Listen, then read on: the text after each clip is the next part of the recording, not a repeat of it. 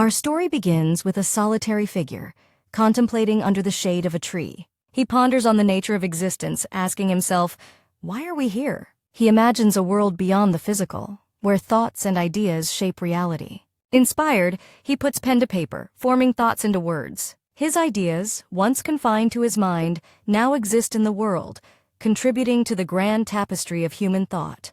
His journey ends with understanding that each thought, each question, adds to the infinite puzzle of existence,